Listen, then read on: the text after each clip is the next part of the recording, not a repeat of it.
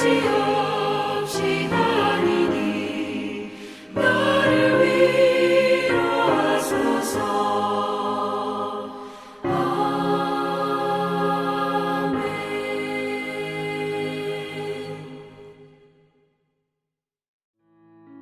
5월 18일 오늘의 말씀은 잠언 10장 1절에서 17절입니다. 솔로몬의 잠언이라.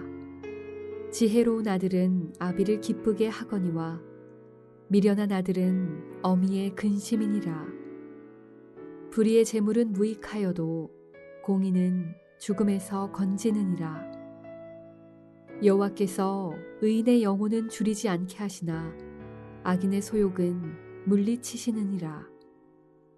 손을 게으르게 놀리는 자는 가난하게 되고 손이 부지런한 자는 부하게 되느니라. 여름에 거두는 자는 지혜로운 아들이나 추수 때에 자는 자는 부끄러움을 끼치는 아들이니라. 의인의 머리에는 복이 임하나 악인의 입은 독을 머금었느니라.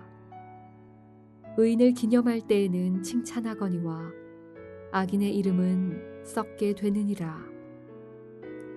마음이 지혜로운 자는 계명을 받거니와 입이 미련한 자는 멸망하니라.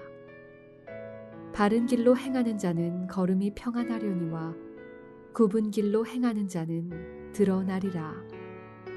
눈짓하는 자는 근심을 끼치고 입이 미련한 자는 멸망하느니라. 의인의 입은 생명의 샘이라도 악인의 입은 독을 머금었느니라. 미움은 다툼을 일으켜도 사랑은 모든 허물을 가리느니라. 명철한 자의 입술에는 지혜가 있어도 지혜 없는 자의 등을 위하여는 채찍이 있느니라. 지혜로운 자는 지식을 간직하거니와 미련한 자의 입은 멸망에 가까우니라. 부자의 재물은 그의 견고한 성이요 가난한 자의 궁핍은 그의 멸망이니라. 의인의 수고는 생명에 이르고 악인의 소득은 죄에 이르느니라. 훈계를 지키는 자는 생명길로 행하여도 징계를 버리는 자는 그릇 가느니라.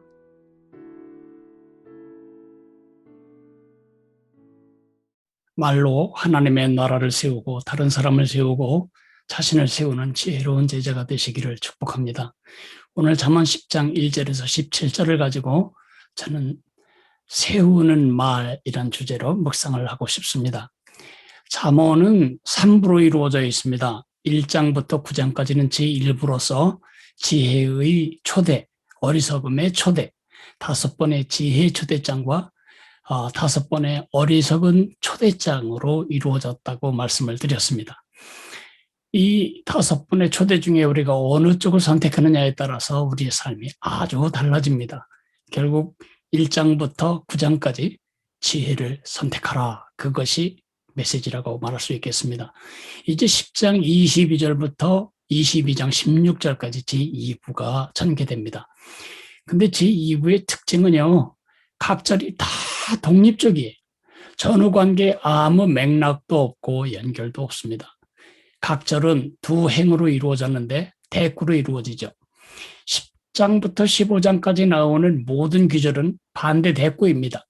하나는 긍정적으로 말하고 하나는 부정적으로 말하든가 윗부분은 부정적으로 말했는데 뒷부분은 긍정적으로 말하는 방식이죠. 16장부터 22장 16절까지는 유사 혹은 종합 이렇게 대꾸로 이루어집니다. 그러므로 문맥을 살피고 통일된 주제로 묵상하는 것은 불가능합니다.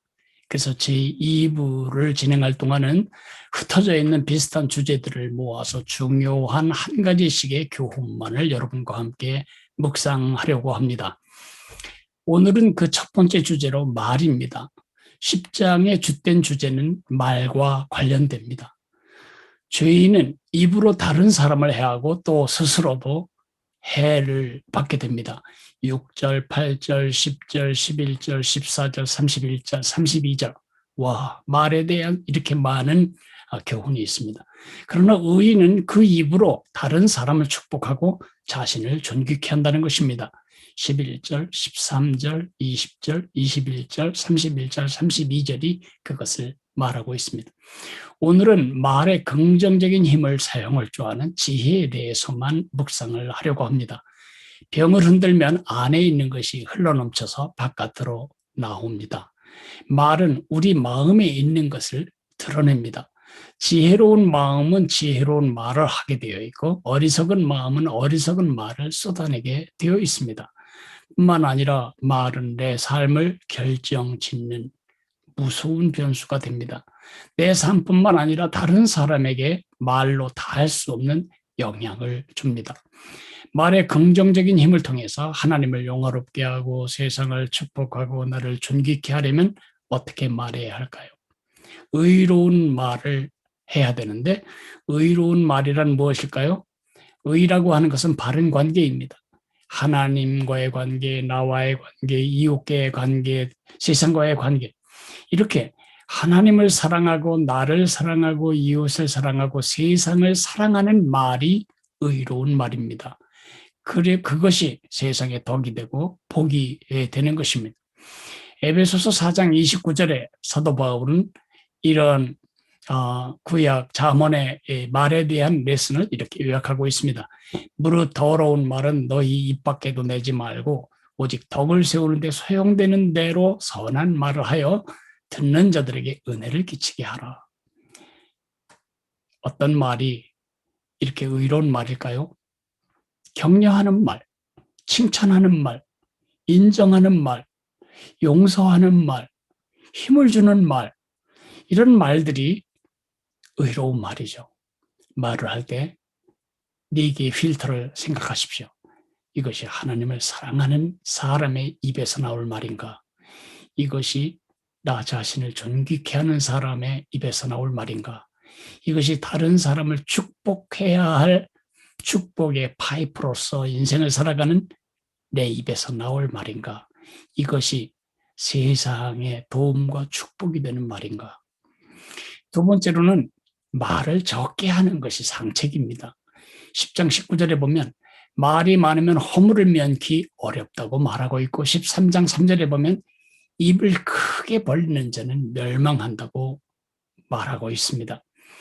말이 많으면 우리는 허물을 벗어나기 어렵죠. 세 번째는 적절한 말을 해야 됩니다.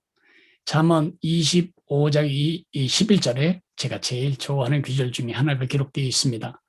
아로새긴 은쟁반의 금사과 같은 말, 아로새긴 은쟁반의 금사과 같은 말을 하게 해달라고 제가 그렇게 기도합니다. 그러나 얼마나 많은 날 아로새긴 은쟁반의 금사과 같은 말은커녕 정말 지저분한 말도 나오고 사악한 말도 입에서 나옵니다. 적절한 말, 같은 말인데 어떤 태도로 하느냐, 어떤 타이밍에 하느냐에 따라서 독도 되고 복도 됩니다. 오늘 암구호는 말의 힘을 세우는 데 쓰라. 하나님의 왕국을 세우고 다른 사람을 세우고 나 자신을 가치 있게 세우고 세상을 세우는 용도의 말을 하라는 것입니다. 오늘 기도 제목은 말로 하나님의 나라와 다른 사람과 자신을 세우는 지혜로운 제자가 되게 해달라고 기도해야 되겠습니다. 기도하겠습니다. 고마우신 하나님 아버지, 우리에게 말이라고 하는 특별한 선물을 하사해 주셨습니다. 그러나 우리 속에 죄성으로 말미암아 우리는 말로 하나님을 영화롭게 하고 세상을 복되게 만들고 다른 사람을 축복하고 나 자신을 존귀케 하는 그런 말 대신 하나님도 나 자신도 남도 세상도 유익이 되지 않을 많은 말들을 하며 살아왔습니다. 우리들의 잘못된 말버릇을 용서해 주시기를 원하며 언제나 이것이 정말 하나님을 사랑하는 사람의 입에서 나올 말인가? 이것이 정말 다른 사람을 내 몸처럼 사랑하라고 하신 예수님의 명령을 따라 사는 제자의 입에서 나올 말인가? 이것이 정말 나 자신을 존귀케 여기시는 하나님이 보시기에 합당한 입에서 말 나올 말인가? 이것이 온 세상 누가 들어도 복이 되고 덕이 되고 복을 끼칠 좋은 영향력을 미치게 될 말인가를 늘 생각하며 세우는 말을 하도록 지혜를 주시기를 간절히 빌고 원합니다. 말로 세울 줄 아는 지혜를 저희에게 허락해 주옵소서. 예수님 이름으로 감사하며 기도했습니다. 아멘. 하늘에 계신 우리 아버지여, 이름이 거룩히 여김을 받으시오며 나라가 임하시오며 뜻이 하늘에서 이루어진 것 같이 땅에서도 이루어지리이다. 오늘 우리에게 일용할 양식을 주시옵고 우리가 우리에게 죄 지은 자를 사하여 준 것 같이 우리 죄를 사하여 주시옵고 우리를 시험에 들게 하지 마시옵고 다만 악에서 구하시옵소서. 나라와 권세와 영광이 아버지께 영원히 있사옵나이다. 아멘.